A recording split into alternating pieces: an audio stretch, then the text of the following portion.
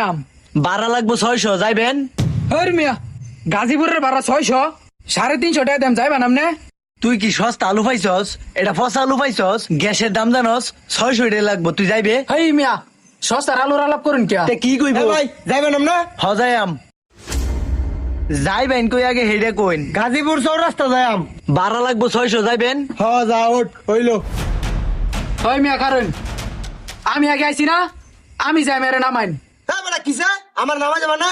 এ বেটা ভাড়া বেশি দিত না, তুই তো ভাড়াই দিবার চাস না, তোর লয়ে যাইম কিবা? আমি এই বেটা লই ওই ওঠ ওঠ।